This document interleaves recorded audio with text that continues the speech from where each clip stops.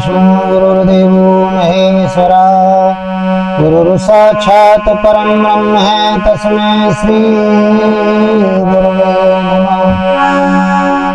ज्ञानमूलं गुरुर्मूर्ति पूजामूलं गुरुपदम् मंत्रमूलं गुरुर्वाक्यं मोक्षमूलं गुरुकृपा। बोलिए सद्गुरुदेव भगवान की जय। हृदय में स्थित आत्मा राम की जय।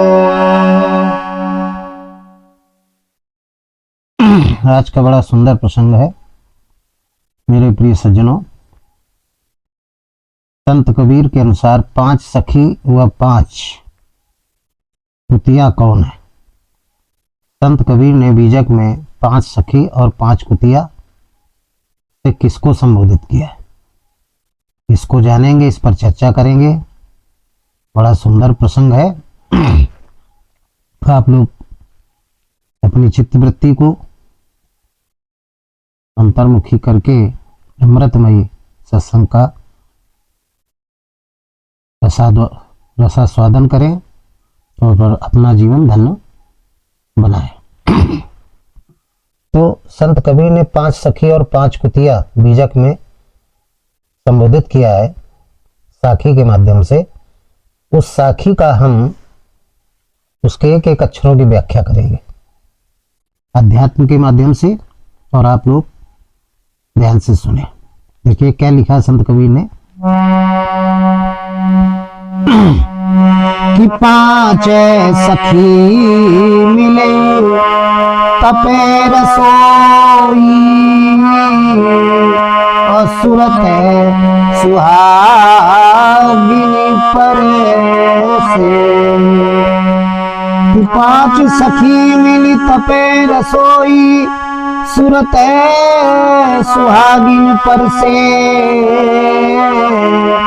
और सतगुरु ज्ञान बदरिया बरसे। गंगा में बरसे जमुना में बरसे ताल तलैया तरसे सते गुरु ज्ञान बदरिया बरसे।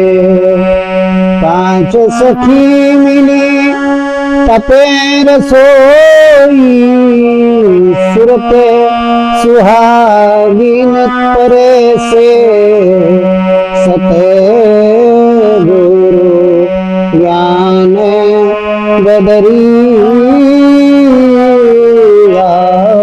बरसे। गंगा में बरसे जमुना में बरसे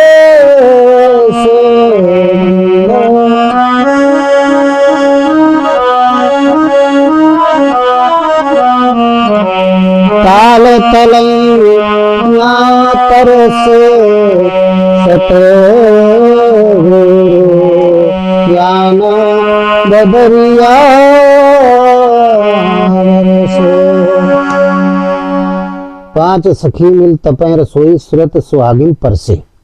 संत कबीर ने कहा 5 सखी मिल तपे रसोई सूरत सुहागिन परसे और सतगुरु ज्ञान बदरिया बरसे। गंगा में बरसे जमुना में बरसे ताल तलैया तरसे। इसकी हम व्याख्या करेंगे। ये है क्या? सारा का सारा इसका भाव सभी भूत प्राणियों के शरीर से है, उनकी इंद्रियों से है, अंतःकरण से है। तो देखिए 5 सखी, ये 5 सखी क्या है? सबसे पहले तो ये समझेंगे 5 सखी मिल तपे रसोई, इतने को पहले समझेंगे। तो 5 सखी क्या है? ये जो 5 सखी संत कबीर ने कहा, ये 5 स्थूल शरीर की 5 ज्ञान इंद्रियों को कहा है। हमारे आप सबके पंचभूत शरीरों स्थूल शरीर की जो 5 ज्ञान इंद्रियां हैं वो कौन कौन सी हैं? नाक, कान, जीभ, आंख और त्वचा। ये 5 ज्ञान इंद्रियां हैं, नाक, कान, जीभ, आंख और त्वचा। तो इन 5 ज्ञान इंद्रियों को संत कबीर ने 5 सखी कहा है। क्या कहा है? 5 सखी। और ये 5 सखी मिलकर के तपें रसोई, इसका मतलब क्या हुआ? तो 5 ज्ञान इंद्रियां जब संयुक्त हो जाती है, क्या हो जाती? संयुक्त हो जाती है। यानी संयुक्त का मतलब होता है जब ये अंतर्मुखी होती है, हो जाती है। ये सभी की 5 ज्ञान इंद्रियां संसार में लगी रहती हैं, 10 लगी रहती हैं, तो 5 जो हैं ये सखी है। तो जब ये अंतर्मुखी हो जाती है, यानी संसार से हट करके परमात्मा के चित्त में लग जाती, परमात्मा के चिंतन में लग जाती, तब ये परमात्मा के चिंतन में लगना ही, इसको क्या कहते हैं? रसोई कहते हैं। और जब रसोई जब कहेंगे, जो लगने की प्रक्रिया है, नाम जप की प्रक्रिया है, इनको संयुक्त करके जब हम नाम जप करते हैं तो ये रसोई बन जाती है। और रसोई में क्या बनता है? भोजन। तो भोजन कौन किसका भोजन है? वो आत्मा का भोजन है। यानी जब 5 ज्ञान इंद्रियों को संयमित करके हम भजन करते हैं तो वो भजन ही आत्मा का भोजन होता है। अब दूसरा है कि ये भोजन पकेगा कैसे? तपे रसोई सुरत सुहागिन पर से। तपे माने पके। ये पकता कब भोजन है? भजन रूपी भोजन पकता कब है? ये तब पकता है जब श्वास प्रश्वास के द्वारा 5 ज्ञान इंद्रियों को संयमित करके, 10 इंद्रियों को संयमित करके, विशेष करके 5 जो ज्ञान इंद्रियां हैं, जैसे आंख से हम जितना संसार में देखते हैं, जब भजन में बैठते हैं तो वो हमें इस ज्ञान इंद्रिय के माध्यम से वो पूरा मन वहां चला जाता है। जो आंख ने देखा, कान ने जो संसार में सुना, उसी तरफ मन भाग जाता है।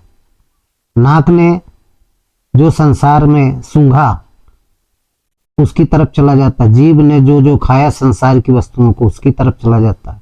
त्वचा ने जहां जहां स्पर्श किया वहां चला जाता है। तो ये बड़ी चंचल होती है ज्ञान इंद्रियां, 5 बड़ी चंचल होती है। 10 में जो ये 5 हैं ये बहुत चंचल होती। तो आत्मा का जो भोजन है, आत्मा का भोजन क्या है? आत्मा के भोजन को, भजन को ही आत्मा का भोजन कहते हैं। तो ये भोजन पकता कब है? यानी भजन कब पकता है, कब अपनी चरम सीमा में पहुंचता है? जब हम 5 ज्ञान इंद्रियों को संयमित कर लेते हैं।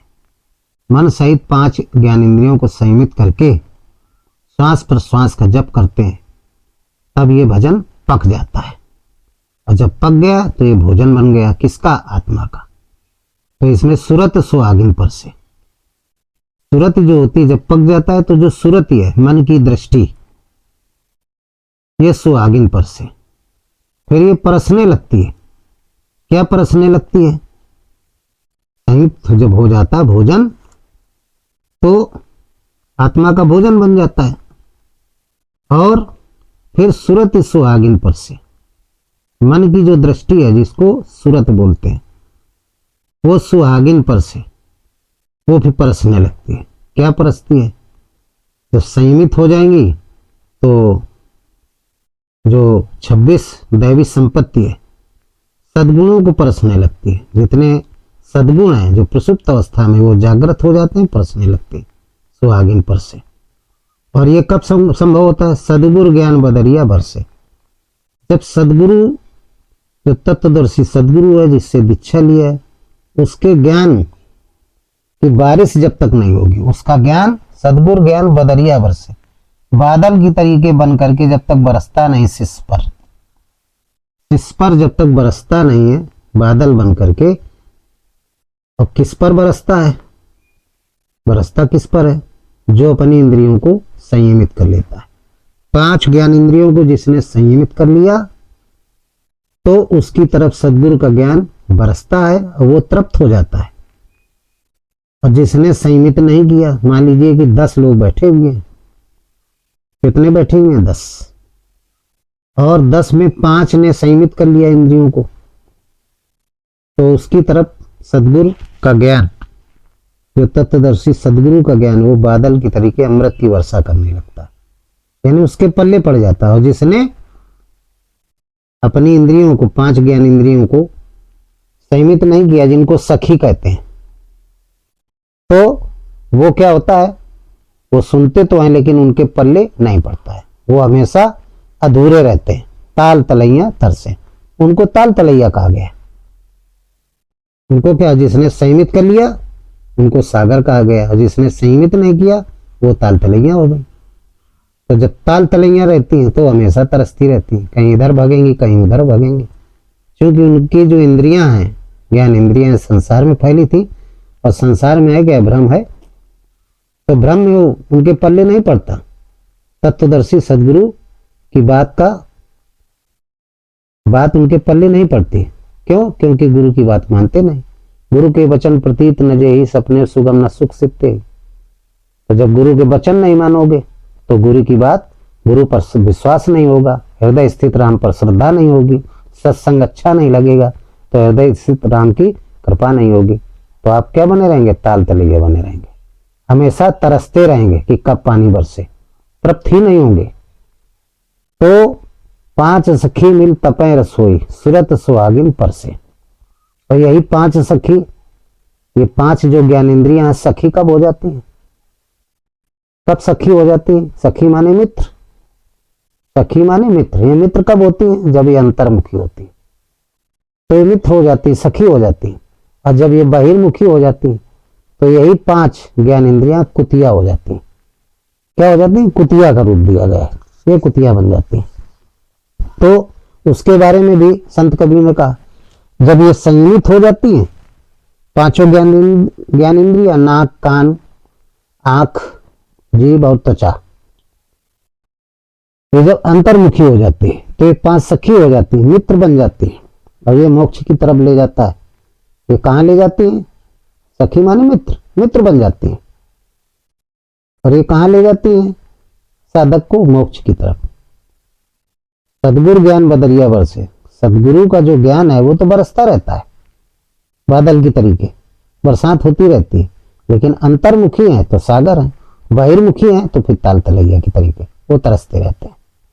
फिर संत कबीर ने आगे कहा है इन्हीं 5 ज्ञानेंद्रियों के बारे में, उनको कुतिया भी कहा, अलग अलग तरीके से कई भावों से समझाया है संसार को। तो कहते हैं ये कुतिया कब बन जाती है? तो कहते हैं कि 5 कुतिया राम की और करे भजन में भंग, इनको टुकड़ा डाल के तब करिए सत्संग। तो 5 कुतिया राम की और करे भजन में भंग, और इनको टुकड़ा डाल के तब करिए सत्संग। 5 कुतिया राम की करें भजन में भंग। भजन में भंग कब करती हैं?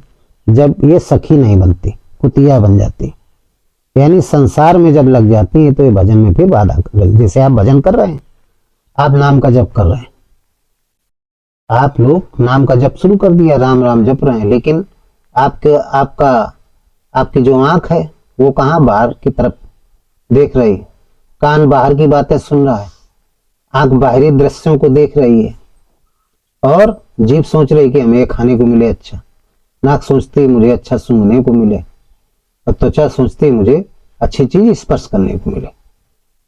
तो मन चला जाता है बाहर, और जब मन बाहर चला गया, इन 5 ज्ञानेंद्रियों जो बहिर्मुखी है, तो फिर ये 5 ज्ञानेंद्रियां पहले सखी थी, मित्र थी, अब ये क्या बन गई? कुतिया बन गई। तो कुतिया का मतलब शत्रु बन गई, तो फिर ये शत्रु बन जाती, कुतिया बन जाती है। अब आपको भजन भी करना है, तो कैसे आप भजन करेंगे? इसके लिए संत कवि ने कहा इनको टुकड़ा डाल के तब करियो सत्संग। अब यहाँ पर टुकड़ा वाली बात आ गई, इनको कैसा टुकड़ा डाला जाए? तो टुकड़े के लिए बताया है कि इनको क्या करना है? पहले संयम रूपी टुकड़ा। कौन सा टुकड़ा डालेंगे? संयम रूपी टुकड़ा डालना पड़ेगा। पहले इनको संयमित करो, जब इनको खींच करके संसार से अंतःकरण में स्थापित करो, तो इनको संयमित करो, निरोध करो इनका संसार से, तो संयम ही टुकड़ा है। तो पहले संयम रूपी टुकड़ा डालो, और जब संयम रूपी टुकड़ा डालोगे अंतःकरण में, खींच के लाओगे तो वहां पे संयमित हो जाएंगे, बंध जाएंगे अंतःकरण से। फिर आप सत्संग करिए, फिर आप राम का नाम जपिए, सत्संग सुनिए। तो इनको संयमित करना बहुत जरूरी है। जब संयमित कर लोगे तो फिर भजन में भंग नहीं डालेंगे, और नहीं तो ये भजन में भंग डालती रहती हैं। आप भजन कर रहे हैं या तो सत्संग सुन रहे हैं, या सत्संग कर रहे हैं, या नाम जप कर रहे हैं, लेकिन पांचों ज्ञान इंद्रियां नाक कान आंख और जीभ त्वचा ये संसार में लगी हुई है, तो आपका मन भजन में नहीं लगेगा। क्योंकि मन क्या इंद्रियों के अधीन है। मन क्या है, इस 10 इंद्रियों रूपी शारीरिक रथ को चलाने वाली ये 10 इंद्रियां क्या है, घोड़े हैं। अब घोड़े क्या करते हैं, रथ को ले जाते हैं। अब मन इसको चला रहा है, घोड़ा भाग रहा है, तो उधर है तो मन जाएगा। तो 10 इंद्रियां भगी, मन उधर गया, इधर घोड़े गए, उधर मन जाता है। मन सारथी है, चलाने वाला है इस स्थूल शरीर को। स्थूल शरीर क्या है, ये रथ है। इसी को दशरथ कहा गया, 10 इंद्रियों का रथ। इस रथ में कितने घोड़े होते हैं, इंद्रिय माने घोड़े, 10 घोड़े होते हैं। और इसका मेहमान कौन है, वो आत्मा है। आत्मा बैठा है चुपचाप, मन जा रहा है, उसको कोई मतलब नहीं, कहाँ लिए जा रहा है, वो आराम से बैठा हुआ है। और मन सारथी है, चला रहा है। किसको, दशरथ को चला रहा है। 10 रथ, ये 10 घोड़ों का रथ है। अब घोड़े कौन है, 10 इंद्रियां। तो जब ये इंद्रियां बहिर्मुखी हो जाती है तो ये कुतिया बन जाती है। कुतिया क्या करती है, भजन करोगे तो भंग डालेंगे। आंख रूपी कुतिया क्या करेगी, बाहर जितना आपने दृश्य देखा उधर मन को ले जाएगी, अरे ये देखो मन भगा वहां। कान रूपी कुतिया क्या करेगी, जितना आपने संसार की बातें सुनी सब वहां आपका मन चला जाएगा। जीभ रूपी कुतिया क्या करेगी, मन को बाहर ले जाएगी, जो आपने अच्छा अच्छा खाया वहां मन को ले जाएगी, पटाख से लगा देगी। और इसके बाद नाक रूपी कुतिया क्या करेगी, जो अच्छा अच्छा सूंघा वहां ले जाएगी। त्वचा रूपी कुतिया क्या करेगी, वो मन को वहां ले जाएगी, जहां जहां मन ने स्पर्श किया, शरीर ने स्पर्श किया, वहां ले जाएगी। तो इस तरीके से इनको कैसे इनको कब्जे में किया जाए, संयम रूपी टुकड़ा डाल दिया जाए। संयम रूपी टुकड़ा, तो संयम रूपी जब टुकड़ा डाला जाएगा तो ये वहां से खींच करके अंतःकरण में आ जाएंगे। फिर इनको आप बांध दीजिए, संयमित कर लीजिए, तब करियो सत्संग, तब भजन करना चाहिए। चाहे भजन कहें या भजन सुने तभी सही है, बाकी तो कोई मतलब नहीं। फिर तो वही हो गया, माला फेरत जुग गया, गया न मन का फेर, और कर का मन का डाल दे मन का फेर। ये संत कबीर ने कहा कि माला लोग फेरते रहते हैं, लेकिन ये 5 जो सखियां हैं, जिनको ये जब इनको कब्जे में नहीं कर पाते, 5 ज्ञान इंद्रियों को कब्जे में नहीं कर पाते, और माला फेर रहे हैं, राम राम जप रहे हैं, ज्ञान इंद्रियां 5 लगी संसार में, कोई मतलब नहीं। तो पूरा जो है बिल्कुल भजन बेकार गया, उसका कोई फल नहीं मिलता है, वो परिश्रम बेकार जाता है, वो साधना बेकार जाती है, कोई मतलब नहीं। तो सबसे पहले साधना करने के पहले नाम जप आप लोग करते हैं, हमने बताया। तो उस नाम जप करने के पहले आप ये संयम रूपी, ये आप जो है सखी रूपी ज्ञान इंद्री, जो 5 ज्ञान इंद्रियां हैं, इनको पहले आप कब्जे में करें, अंतर्मुखी करें, जो बहिर्मुखी है संसार में है। इसके बाद नाम का जप करें। यदि ऐसा नहीं करते हैं तो संत कबीर कहते हैं कि फिर करें भजन में भंग। इनको पहले संयम रूपी टुकड़ा डालो, जिसमें ये टुकड़ा जब पड़ जाएगा तो ये कुतियां उसी में लिपट जाएंगी, अर्जी रहेंगी।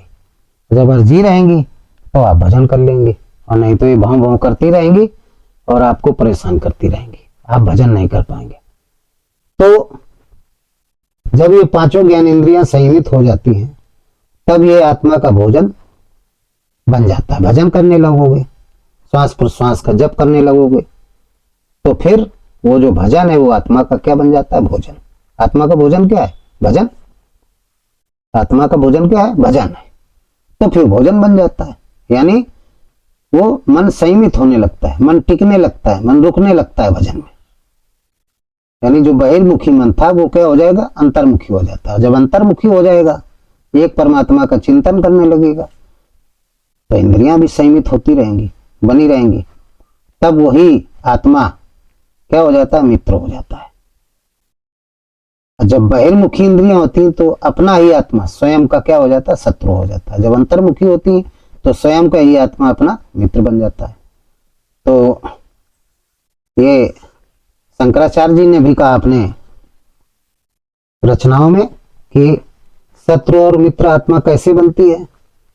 उन्होंने भी कहा कि जब हमारी इंद्रियां बहिर्मुखी होती तो अपनी ही आत्मा अपना शत्रु बन जाती। कैसे? इसके लिए हम बताएंगे कि जैसे बहिर्मुखी हो गई तो संसार में है क्या? बहिर्मुखी का मतलब क्या होता है? संसार में ज्ञान इंद्रियां लिप्त हो गई, तो पांचों ज्ञान इंद्रियां संसार में लिप्त हो गई, तो संसार में क्या? काम, क्रोध, मद, लोभ, ईर्ष्या, द्वेष, ये संसार में भरा पड़ा है। तो आप संसार की चीजों को देखेंगे। आंख रूपी इंद्री से आपने देखा, आंख रूपी, कान रूपी इंद्री से सुना उसके बारे में। इसके बाद जीभ रूपी इंद्री से खाना चाहा, नाक रूपी इंद्री से आपने उसको सूंघा, अच्छा लगा। जीभ रूपी इंद्री से आपने उसको टेस्ट किया, बहुत अच्छा लगा, मीठा लगा, तो पाने की इच्छा होगी। और जब वो मिलेगी नहीं तो आपको क्या आएगा? लोभ होगा, फिर मोह होगा, फिर वो मिलेगा नहीं तो क्या होगा? क्रोध होगा। और जब क्रोध होगा तो आप गुस्सा करेंगे, गुस्सा करेंगे उसको पाने के लिए, इतनी कामना जागृत हो जाएगी कि पाने के लिए आप लड़ाई भी लड़ सकते हैं, युद्ध लड़ सकते हैं, चाहे वस्तु हो, चाहे व्यक्ति हो, चाहे स्थान हो। तीनों चीजों को प्राप्त करने के लिए युद्ध होगा। तो फिर युद्ध में क्या होता है? एक बनता है शत्रु, दोनों एक दूसरे के शत्रु हो जाते हैं, तो फिर आप दुश्मन उसके बन जाएंगे, मारकाट होने लगेगी। तो ये आत्मा जो अपनी फिर क्या हो जाएगी? शत्रु हो जाएगी, स्वयं के लिए शत्रु बन जाती है। नहीं प्राप्त हुआ, लोग सुसाइड कर लेते हैं, या स्वयं अपने द्वारा अपने शरीर को नष्ट कर लेते हैं, या दूसरों के द्वारा अपने शरीर को नष्ट करवा लेते हैं। तो ये आत्मा फिर शत्रु बन जाती है। यदि आपने अंतर्मुखी कर लिया, जब अंतर्मुखी कर लिया पांच ज्ञान इंद्रियों को, तो फिर सब चीज जो इच्छा करियो मन माही, हरि प्रसाद कछु दुर्लभ नहीं। तो फिर यही आत्मा आपकी मित्र हो जाती है। मित्र हो गई आत्मा, त्रिकालदर्शी है, सर्वज्ञ है, तो सब चीज आपको मिल जाएगी, सब कुछ मिल जाएगा। जो इच्छा करियो मन माही, हरि प्रसाद कछु दुर्लभ नहीं। जो जाने सो देव जनाई जाना, तुम्हें तुम्हें हो जाएगी। तो फिर आपकी ये मित्र हो जाएगी। जब मित्र हो जाएगी तो मित्र का काम क्या? मित्र का काम क्या है? मित्र का काम यह है कि अपने मित्र को के दुख सुख में वो खड़ा रहता है बराबर। जो चीज मित्र को चाहिए वो हरसक भरसक प्रयास करके उसको दिलवाने का प्रयास करता है। मित्र का ये काम है। शत्रु का काम क्या होता है? छीन लेता है, उसको कष्ट देता है। मित्र का काम क्या है? उसे सुख देता है। तो इस तरीके से संत कबीर ने बताया कि ये अपनी पांच ज्ञान इंद्रियां जब अंतर्मुखी होती हैं तो सखी हो जाती हैं, और अंतर्मुखी होकर के जब मन की दृष्टि भजन में लग जाती है तो भजन पक जाता है, वो आत्मा का भोजन होता है। जब ये बहिर्मुखी होता है, जब आत्मा का भोजन होता है, आत्मा भोजन करेगी तो आपकी मित्र बन जाएगी। और जब आत्मा बहिर्मुखी हो जाएंगी तो यही ज्ञान इंद्रियां बहिर्मुखी होने पर भजन नहीं हो पाता, तो ये कुतिया बन जाती है। फिर ये भजन में करती है भंग। चाहे इधर मन की दृष्टि जाएगी, आंख के द्वारा देखे हुए दृश्य पर, कान के द्वारा सुने हुए दृश्य पर, नाक के द्वारा सूंघे हुए दृश्य पर, और जीभ के द्वारा खाए हुए मटेरियल पर, पदार्थ पर, और शरीर के द्वारा स्पर्श किए हुए, त्वचा के द्वारा स्पर्श किए हुए उन शरीरों पर, तो फिर मन नहीं लगेगा। इसी कहते हैं करें भजन में भंग। इसी बात को अर्जुन ने पूछा भगवान कृष्ण से, तो उन्होंने भी यही बात बताई। उन्होंने भी कहा कि अर्जुन, ये हमारी आप सबकी पांच ज्ञान इंद्रियां हैं, यही भजन में भंग करती है। इनको जीतना बहुत जरूरी है। जब तक इनको जीतोगे नहीं तब तक तुम उस ईश्वरा सर्वभूता नाम हृदय देशे अर्जुन तिष्ठति ब्राह्मण सर्वभूतानि अंतराळुर्हन्माया, वो परमात्मा जो सबके हृदय में निवास करता है उसको नहीं प्राप्त कर सकते। ज्योतिषाम तज्ज्योतिस्तमसा परमुच्यते ज्ञानम ज्ञेयम ज्ञान गम्यम हृदय सर्वस्य वष्टितम। जो ज्योतिर्स्वरूप है, ज्योतियों का परम ज्योति है, उसको ज्ञान के द्वारा ही जाना जा सकता है। सबके हृदय में निवास करता है। ज्ञान कब होगा? जब हम अपनी ज्ञान इंद्रियों को अधीन कर लेंगे, अंतर्मुखी कर लेंगे, तब उस परमात्मा को हम प्राप्त कर सकते हैं। तो उसके लिए उन्होंने बताया कि क्यों ऐसा होता है। कहने लगे, भगवान कृष्ण कहते हैं इस श्लोक में कि बंधुरे आत्मा ते मने तस्मै मेना तुम्हें माते मना गीता अवनाथ आत्मनस्तु शत्रु तवे वर्ते तातमेव शत्रु व्रता।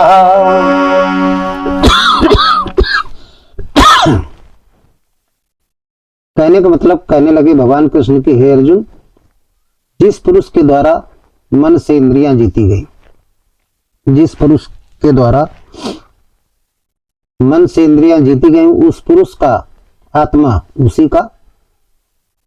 उसी के साथ मित्र बन करके व्यवहार करता है। जिस पुरुष ने पांचों ज्ञान इंद्रिया या इंद्रियों को जीत लिया है, 10 इंद्रियों को जीत लिया है, तो वो आत्मा उसका मित्र बन के व्यवहार करता है उसके साथ। और जिसका मन इंद्रियों पर विजय प्राप्त नहीं कर पाता है, यानी जो संसार में लगी उनको अंतर्मुखी नहीं कर पाता है, तो उसी का आत्मा उसका शत्रु बन जाता है। शत्रु बन करके उसके साथ व्यवहार करता है, शत्रुता जैसा। और जब व्यवहार करने लगता है, और शत्रुता कब, जब पांचों ज्ञान इंद्रिय बहिर्मुखी हो जाती। इन्हीं को संत कवि ने कुतिया कहा है। इन्हीं को क्या कहा है? इंद्रियों के बहिर्मुखी होने से इंद्रियों को क्या कहा? कुतिया कहा है। अंतर्मुखी होने से सखी कहा है। तो ये संभव कैसे होगा? आत्ममित्र कैसे बनेगी? ये कैसे अंतर्मुखी हो? इसके लिए बताया कि सद्गुरु ज्ञान बदरिया बरसे। जब सद्गुरु के ज्ञान रूपी बादलों की वर्षा होगी, अमृतमयी वर्षा होगी, तब ये पांचों ज्ञान इंद्रियां, 10 ज्ञान इंद्रियां, ये क्या होंगी? सखी बन जाएंगी। जब हम सद्गुरु के वचनों को मान करके भजन करेंगे तभी यह संभव है। इसलिए सद्गुरु के वचनों को मानकर भजन करना चाहिए, सद्गुरु की वाणी पर विश्वास करना चाहिए। और इसके लिए संत गोस्वामी तुलसीदास जी ने अपने मानस में लिखा है कि गुरु के वचन प्रतीत न जेहि, और सपन में सुगम न सुख सीधिते। गुरु के वचन प्रतीत न जेहि, और सपन सुगम न सुख सीधिते।